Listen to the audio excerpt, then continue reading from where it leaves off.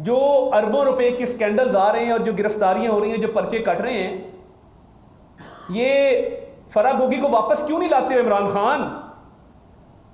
ہم فرح گوگی کے red warrant جاری کرنے جا رہے ہیں, اور یہ جو 60 کروڑ کے پلاٹ والا ایشو ہے, فرح گوگی کو اور احسن جمیل گجر کو پاکستان واپس لایا جائے, یہ ہمارا مطالبہ ہے.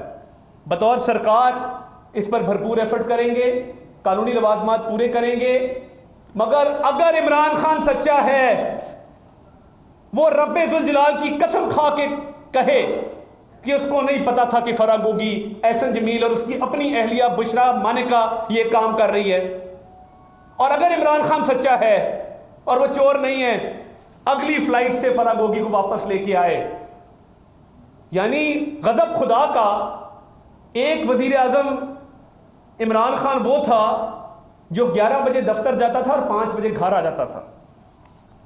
IMF کے ساتھ معاہدے وائلیٹ ہو رہے ہیں, مہنگائی ہو رہی, کوئی پرواہ نہیں ہے, ہم بھگت رہے ہیں. آج 5 بجے کے بعد فرح گوگی, احسن جمیل گجر اور بشرا مانکا 5 سے 10 اگلا پروگرام چلتا تھا کہ آج کتنے کمائے, تم نے کتنے ڈائمنڈ بیچے, کتنی پینٹنگ بیچی, میں نے آج گھڑی بیچ دی.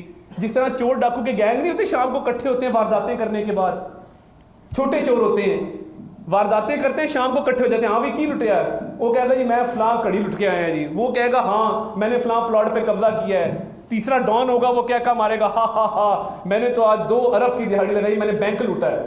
تو یہ شام کو باقاعدہ بنی گالا میں ایسی محفلیں ہوتی تھیں جس میں فرح گوگی, بشرا مانکا, عمران خان اور احسن جمیل گجر یہ اس طرح کی وارداتیں کر کے شام کو خوشیاں مناتے تھے. تو یہ باتیں کو ڈھکی چھپی ہیں. عمران خان صاحب ابھی بھی واپس لیں فرح گوگی کو. یہ اچھا یہ کیوں نہیں لاتا فرح گوگی کو واپس؟ وجہ سن لیں. جس دن فرح گوگی اور احسن جمیل واپس آئے, گرفتار ہوئے, 1 گھنٹے میں وعدہ معاف گواہ بنیں گے.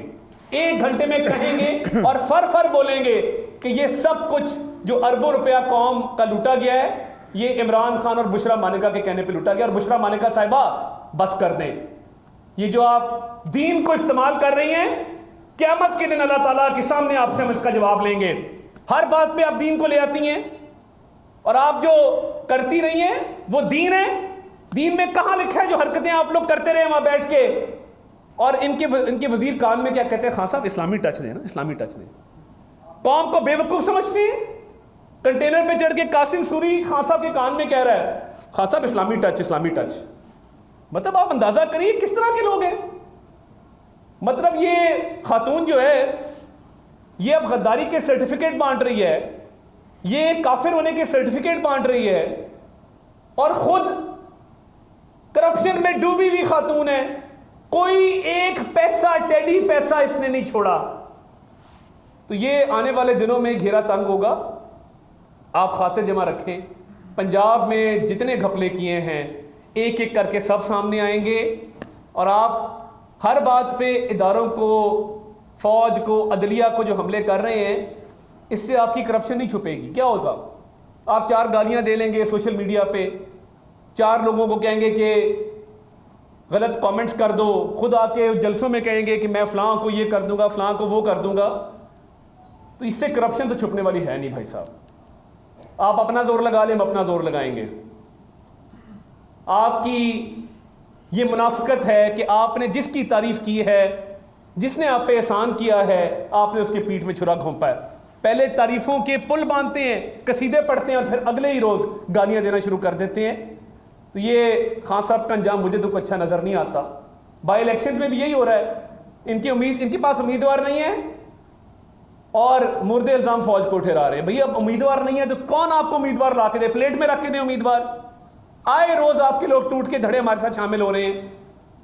ملتان سے لے کے مظفر گڑھ تک, مظفر گڑھ سے لے کے پنڈی تک, پنڈی سے لے کے خوشاب تک, آپ اپنی آن گراؤنڈ پوزیشن تو دیکھیں.